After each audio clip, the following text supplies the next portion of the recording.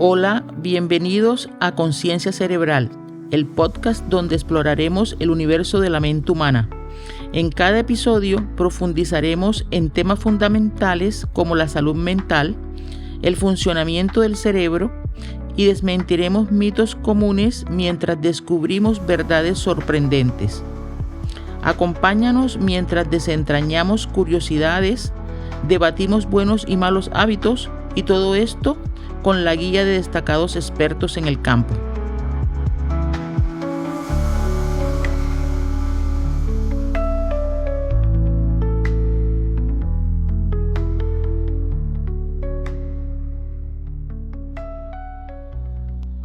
Hoy contamos con la presencia de la doctora Judith Cristina Sandoval Cabarcas, médico de la Universidad Libre de Barranquilla, neuróloga de la Universidad del Rosario, miembro de la Asociación Colombiana de Neurología, de formación en medicina integrativa, medicina antihomotóxica, terapia neural, psicología transpersonal y alimentación funcional, con más de 25 años de experiencia, radicada en Barranquilla y de verdad una líder en todos los temas neurológicos. Bueno, muy buenas noches, estimados escuchas del podcast Conciencia Cerebral. Vamos a hablar de un tema súper importante y trascendental en este maravilloso recorrido que estamos haciendo por las enfermedades neurológicas, en especial en aquellas de connotación de salud pública y que muchas personas en nuestro país están padeciendo. Vamos a hablar hoy específicamente de la enfermedad de Parkinson y es una enfermedad que tiene también mucha información que transmitirle a las personas que quieren aprender sobre estos temas y sobre todo queremos erradicar muchos mitos que hay también sobre ellas. Y por tanto entramos en materia. Estimada doctora, ¿qué es la enfermedad de Parkinson? Doctora, muy buenas tardes para todos ustedes. Muchas gracias por su invitación. Aprovechando que en estos días es la conmemoración, es un tema bastante importante para que las personas aprendan un poco más de ella, la identifiquen y puedan ayudar a los suyos. La enfermedad de Parkinson es una enfermedad dentro del grupo de las neurodegenerativas, es decir, el cerebro a X edad empieza a dañar alguna de sus estructuras. En este caso, es unos núcleos que se llaman los núcleos de la base, en donde está el control fino de los movimientos y en ellos se produce una disminución de la secreción de dopamina, la cual es muy importante para ese control fino de los movimientos y pueden aparecer trastornos motores. A veces también hay otro tipo de trastornos, pero principalmente e inicialmente cuando la enfermedad fue descrita, lo que se observó fueron trastornos motores. Muy bien, quiero preguntarle por qué particularmente esta enfermedad se llama enfermedad de Parkinson. Eso se lo debemos a su investigador.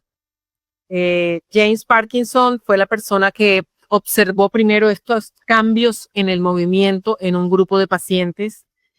Él hizo un ensayo en 1817 en donde mencionó esas primeras observaciones que él hacía y le llamó parálisis agitante. Encontraba que las personas eran lentas, se les limitaba su movimiento y que había un temblor en ellos. Inicialmente solo se describieron sus síntomas motores. Y esa es la razón porque él fue quien investigó quien descubrió, quien la encajó en una enfermedad de ese conjunto de síntomas y signos. Excelente ese homenaje a ese investigador.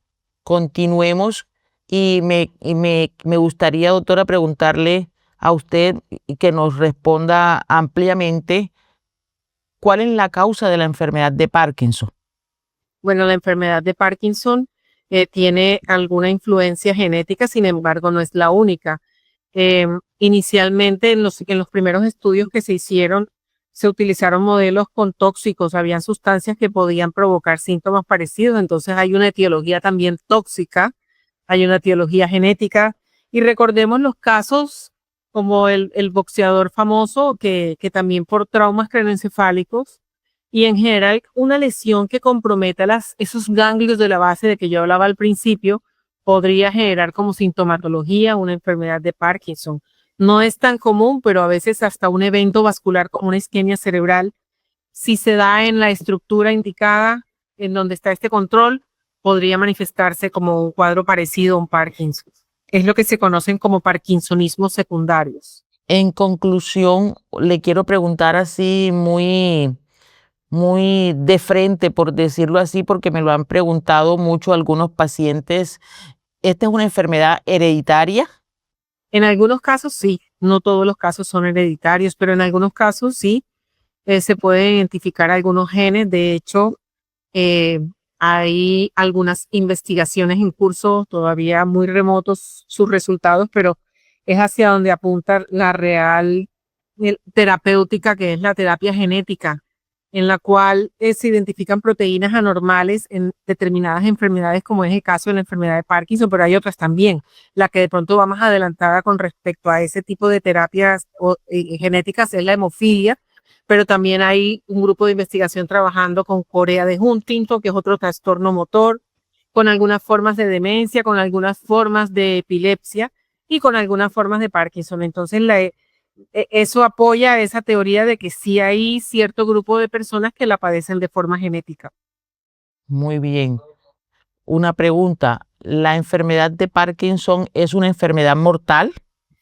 Per se, no. Ella por sí misma no mata, pero ella va ocasionando unas complicaciones lentamente progresivas que pueden llegar a algunos pacientes a algunas etapas muy avanzadas de la enfermedad, en donde, por ejemplo, recuerdo el caso de un paciente muy querido mío que en algún momento al final de su enfermedad no podía cerrar su boca, estaba limitado ese movimiento y el tener la boca siempre abierta lo llevó a múltiples neumonías hasta que una de ellas se lo llevó.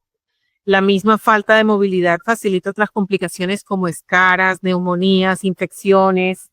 Hay pacientes en que el Parkinson también se asocia a demencia y todo esto facilita que hayan estas complicaciones que lo llevan a uno a la muerte.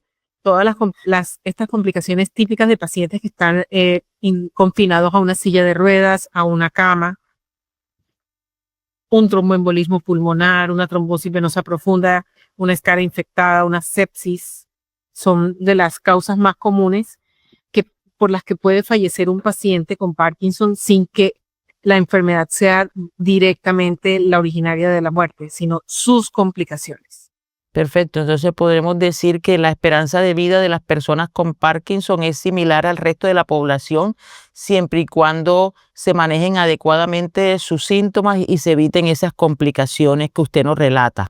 Absolutamente. Y una cosa que aquí quiero mencionar es que cuando tenemos un paciente recién diagnosticado, es muy importante que él comprenda, obviamente tendrá que hacer el duelo de ese diagnóstico, que no es un diagnóstico fácil, pero que él comprenda que la actitud que uno, y eso pues también le sirve como guía a su familia, la actitud que tiene el paciente y su entorno ante la enfermedad va a definir qué tan rápido o qué tan lento me va a complicar la vida, porque algunos de los pacientes se sienten muy incómodos aunque los vean los demás, se encierran, dejan de salir, dejan de hacer lo que les gusta, se deprimen y eso hace que la enfermedad a ellos los comprometa mucho más rápido. Pero uno ve que los pacientes que logran hacer su duelo y seguir adelante y decir, pues sí, tengo esto, pero he hecho para adelante y esto no va a acabar conmigo, tienen mucho tiempo, muchos años de vida útiles, productivos. Hoy en día, con algunas formas de terapéutica, se puede en la mayoría de los pacientes alargar este periodo y que puedan seguir trabajando, que puedan seguir haciendo sobre todo lo que les gusta. Si les gusta socializar, si les gusta algún deporte, algún hobby, es muy importante no solo tomar medicamentos, hacer terapia, sino que toda esta parte emocional, mental, se maneje para que el paciente tenga ganas de vivir y de hacer todo lo que le corresponde hacer para poder echar para adelante su enfermedad. Muy bien, me encanta ese mensaje, doctora. Le quiero hacer otra pregunta. ¿Cómo es la historia natural de la enfermedad de Parkinson? ¿Cómo progresa? ¿Cómo se va presentando para que las personas tengan claro la evolución y el desarrollo de esta enfermedad? Bueno, hay muchas variedades, pero hay dos grupos principales por donde empieza la enfermedad de Parkinson. Todo el mundo la relaciona con un temblor y sí, en efecto, hay un grupo de los pacientes que empiezan con un temblor. Es un temblor que se caracteriza porque empieza por un solo lado y es un temblor que inicia en reposo, es decir, cuando el paciente no está haciendo ninguna actividad motora.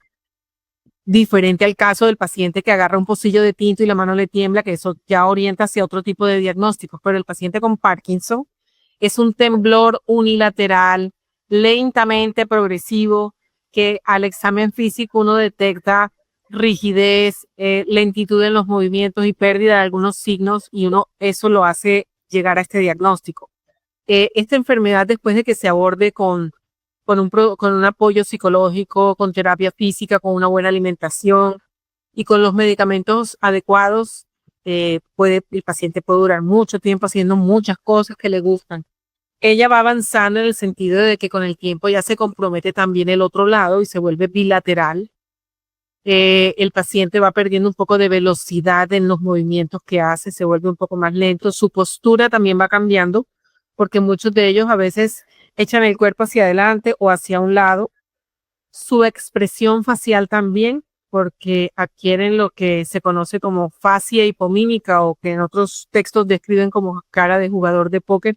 Y es que al perder la motricidad de todos esos músculos faciales que nosotros nos dan la expresión y la capacidad de que uno sepa si el paciente está contento, si está bravo, si está sorprendido, ellos la van perdiendo. Entonces, todo esto va avanzando, pero hay otro grupo de pacientes que no empiezan con temblor, incluso a veces llegan a consulta diciéndole a uno, doctora, yo creo que me dio una trombosis porque el lado derecho no lo estoy moviendo bien. Y son los pacientes que van empezando con predominio de rigidez.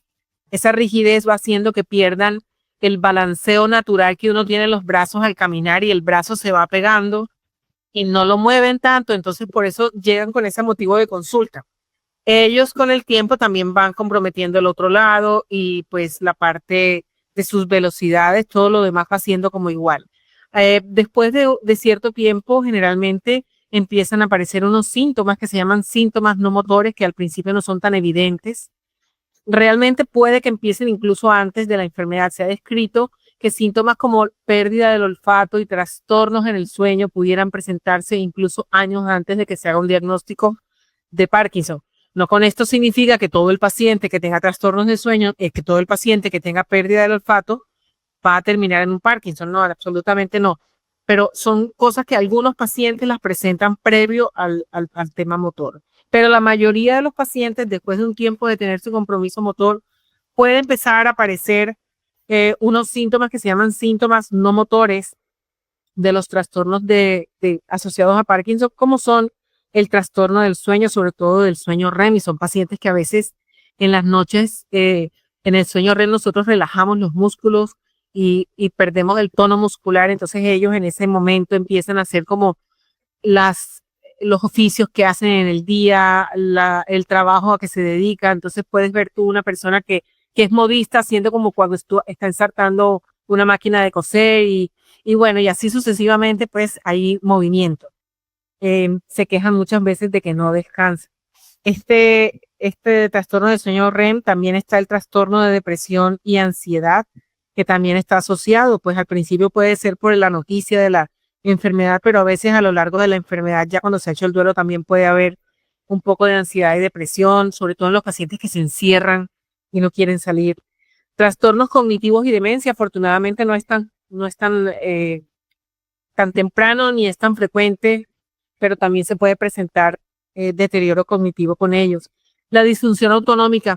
Sabemos que el sistema nervioso autónomo es el sistema que se encarga de la inervación de todos los órganos que nosotros no tenemos que mover a voluntad, como lo es el corazón, los intestinos, la vejiga, todos los sistemas que necesitan esa inervación automática. Entonces, las disfunciones autonómicas van a ser variadas. Puede ser una retención urinaria, puede ser estreñimiento, que es muy común, o incontinencias, puede ser, hacen mucho el intestino permeable, el cual puede tener unas variedad de síntomas, distensión abdominal, diarreas, pueden hacer taquicardias, algunos de ellos en las etapas avanzadas hacen crisis de sudoración fría, necesitan rehidratarse. Entonces, aquí hay una variedad de síntomas también.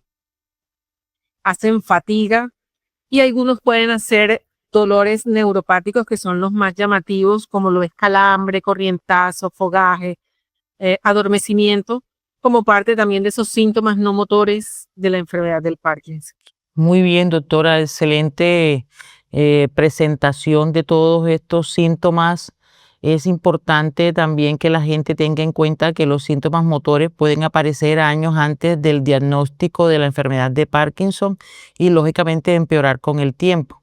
Y por lo cual, pues invitamos a que los reconozcan y que los traten adecuadamente y piensen en mejorar su calidad de vida acudiendo a especialistas como usted. Entonces, es muy importante esto que ha manifestado. Es importante también preguntarle, doctora, la gente siempre supone que un paciente con enfermedad de Parkinson tiene temblores. ¿Esto es así o se pueden presentar casos donde hay un paciente diagnosticado con Parkinson que no tenga temblores? Sí, como les mencionaba ahorita, las dos formas más comunes de presentación son la del temblor, que todo el mundo pues la conoce y mucha gente la logra identificar, siempre y cuando se clasifiquen bien las características del temblor, porque también les recuerdo que no todo el paciente que tiembla tiene que tener un Parkinson. Esa otra forma es la forma rígido-akinética, que es la que se caracteriza por rigidez y lentitud en los movimientos y que no predomina el temblor en ellos. En su opinión, ¿cómo afecta la enfermedad de Parkinson la calidad de vida de las personas que la padecen? Bueno, indudablemente en todo las afecta. Esto no es un diagnóstico fácil de asimilar, pero en la práctica he aprendido lo que te decía ahorita, que la actitud como se recibe una enfermedad marca la diferencia. Si yo me aíslo y me deprimo, no busco ayuda, no tengo un grupo de apoyo, no tengo esa guía donde me puedan decir, no eres el único, si hay cosas por hacer, puedes seguir intentando. Yo les recomiendo de pronto a mis pacientes, cuando empiezo con el diagnóstico, cuando están recién diagnosticados, les explico las cosas que pueden suceder porque yo les digo, aquí el que pega adelante pega doble. Esta enfermedad, por ejemplo, puede afectar el lenguaje, el manejo que nosotros hacemos automático de la saliva. Entonces son pacientes que pueden, por ejemplo, en el lenguaje bajar el volumen de la voz y a veces no se les entiende y es un lenguaje así como susurradito y no el lenguaje claro que uno hace normalmente y bien articulado. Entonces, si este paciente desde el principio se le orienta y se le dice, esta enfermedad puede afectar el lenguaje, vamos a trabajar desde ya el lenguaje para que no te dejes afectar de forma temprana y el paciente se le enseña en terapias. El paciente, pues, si esto va a ocurrir, puede ocurrir más tarde. Lo mismo es el tema del manejo de la saliva, que es bastante limitante porque para nadie es fácil estar en la calle, en público, y que de pronto se le salga un poco de saliva a uno y no la sepa manejar. Esto también se puede trabajar con terapias físicas. Incluso hay una opción a veces es limitada por su costo, pero está disponible, que es la aplicación de toxina botulínica en las glándulas salivares para bajar un poquito la producción de saliva. Y también está a nivel de tema fonoaudiológico la deglución, que en etapas muy avanzadas se puede ver afectado. Entonces, si yo a mi paciente recién diagnosticado le digo, ojo con la destreza de las manos, empieza a aprender una manualidad, ensarta, haz cordones, abotona camisas y desabotónalas, haz tus terapias de lenguaje, búscate un baile que te guste y empieza a hacer tutoriales de baile para que tu cerebro desarrolle conexiones en las áreas que uno sabe que son las que más se pueden afectar, el área del equilibrio, el área del lenguaje, la destreza digital. Entonces, si uno logra eso en el paciente, pues obviamente su calidad de vida sí se va a afectar, pero de una forma menor y mucho más a largo plazo que no conocen, o a veces lo conocen, pero no, su misma depresión no los deja trabajar estas terapias. Entonces, es muy importante que el familiar o la persona que padece esta enfermedad ayude a la persona que lo padece y la persona que lo padece se concientice que tiene que trabajar siempre, así no tengas una terapeuta al lado. Ejercicios de vocalización, ejercicios de salivación, ejercicios de deglución, ejercicios con las manos para no perder la destreza digital. Eso, tal vez, ese tema de la destreza digital, que es como la capacidad de mover mis dedos bien, es lo que primero limita al paciente con cosas como abotonarse un brasier, abotonarse una ropa. Entonces, si yo mantengo haciendo mis ejercicios y eso llega más tarde, Voy a hacer mucho más tiempo independiente y va a ser menos impactante para mi calidad de vida. Entonces, hay que animarlos mucho, enseñarlos para que ellos trabajen esto incluso años antes de que se puedan presentar esos síntomas. Sí, muy importante mantener esas relaciones sociales y familiares activas, como usted dice, porque realmente es una enfermedad que va a requerir del apoyo multidisciplinario de sus médicos tratantes y de la familia y de los amigos, ya que el costo del tratamiento realmente es elevado y la capacidad laboral de la persona también con el tiempo puede verse afectada. Entonces, muy importante esos puntos claves que usted está dando. Quiero preguntarle, doctora, ¿cómo se hace un diagnóstico integral de la enfermedad de Parkinson? Bueno, Lili, el diagnóstico siempre es un diagnóstico clínico, es decir, es un diagnóstico que uno realiza con dos tipos de información, la que el paciente te refiere de cómo fue su enfermedad, cómo ha empezado, qué lado se afectó, si es de reposo, si es de acción, y lo que uno observa evaluando al examen físico, los signos y los signos que uno encuentre de rigidez. Esa rigidez del Parkinson típicamente es la que se conoce como rigidez en rueda dentada, la lentitud de los movimientos, el temblor de predominio de reposo, la pérdida del balanceo al caminar o de su simetría, la disminución de la expresividad facial, la pérdida de unos reflejos que conocemos como reflejos posturales.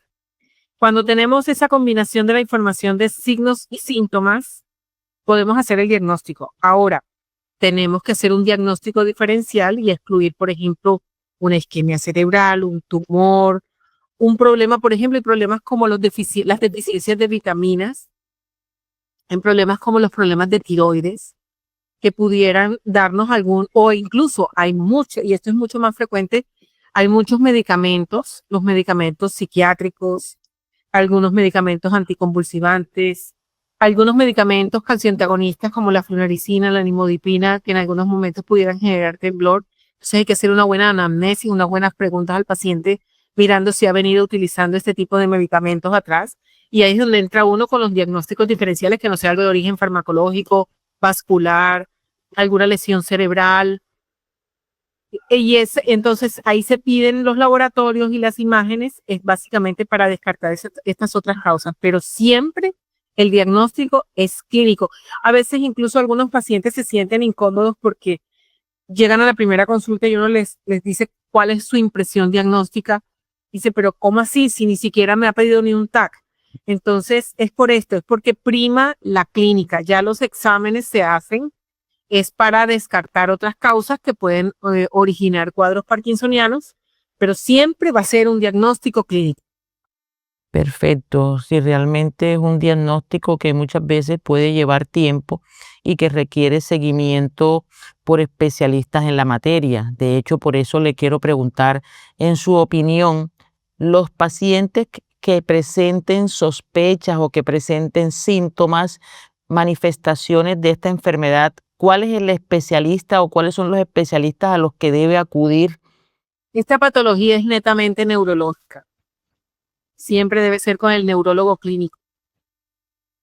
De pronto nosotros también nos podemos apoyar más adelante con los psiquiatras, que ellos nos organizan muy bien un plan de rehabilitación para los pacientes mucho más completo.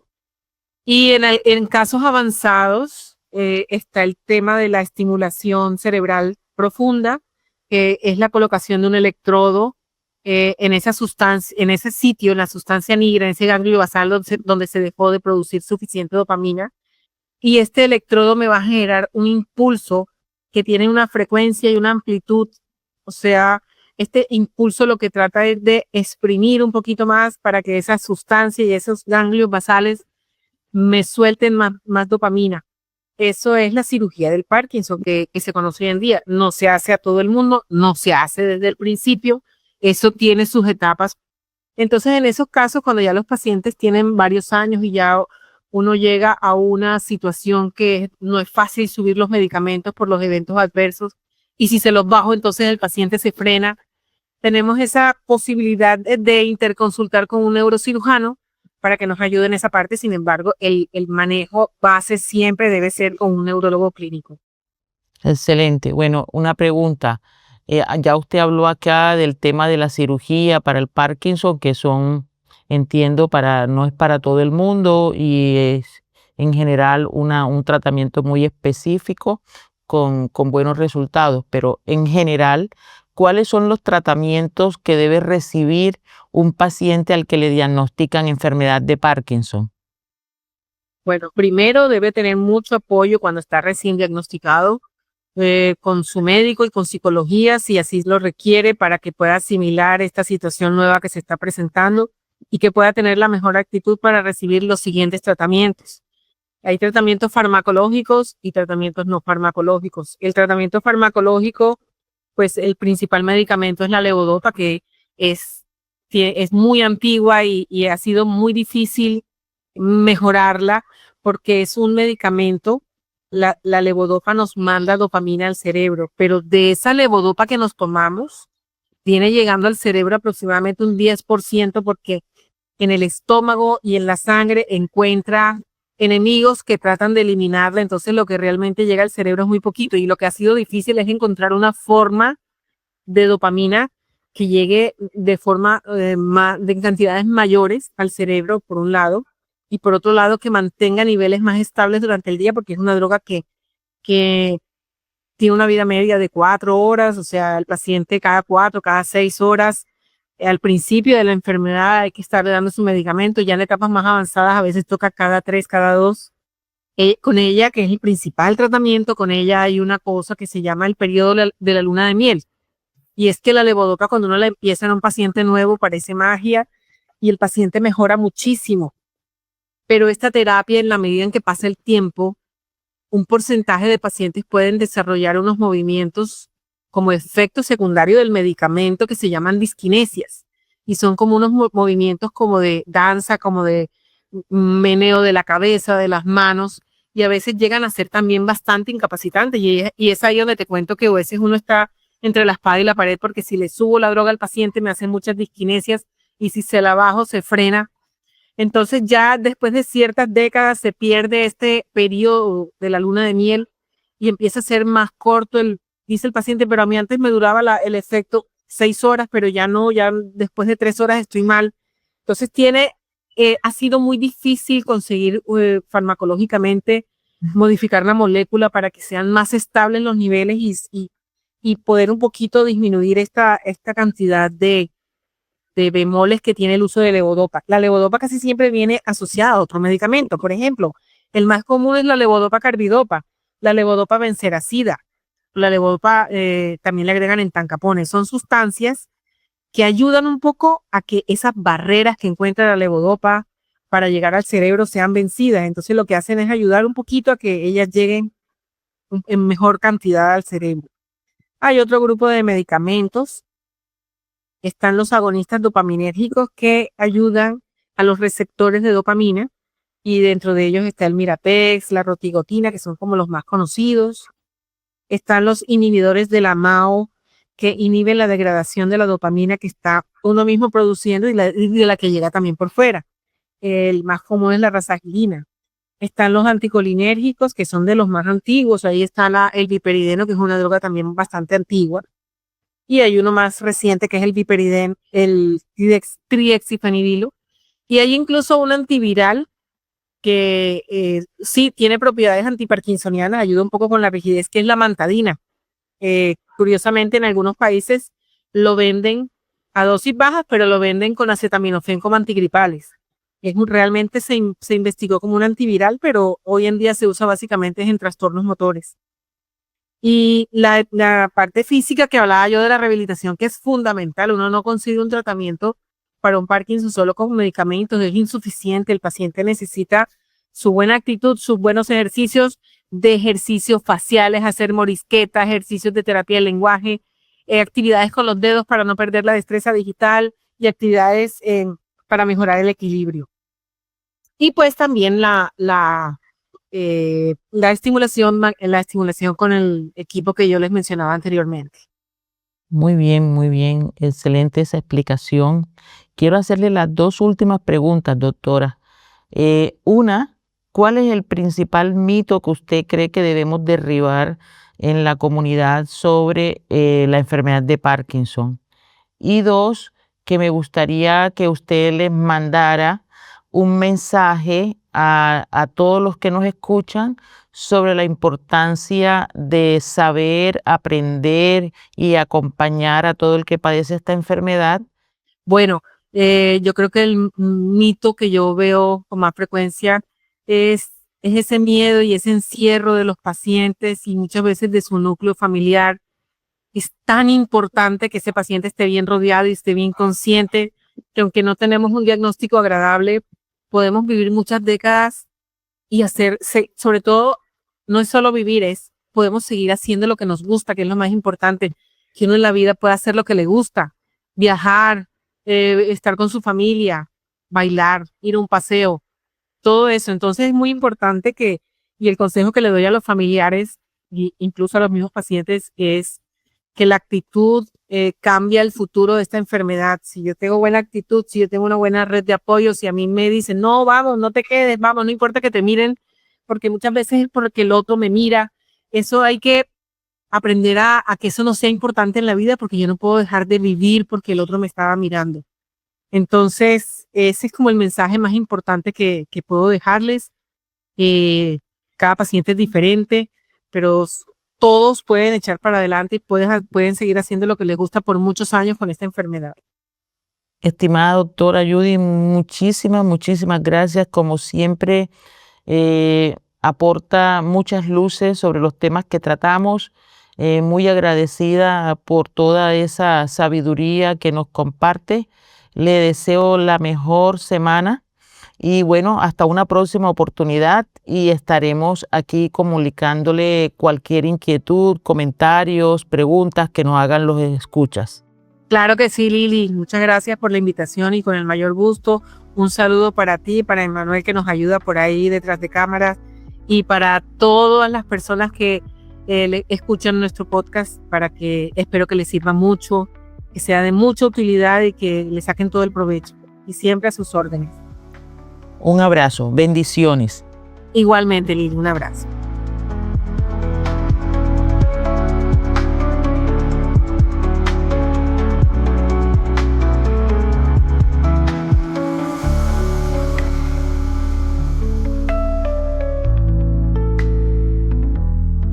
Gracias por escucharnos. Pueden escribirnos todas sus dudas y comentarios al correo concienciaymentealdía@gmail.com y al WhatsApp del número 314-823-6609. 314-823-6609.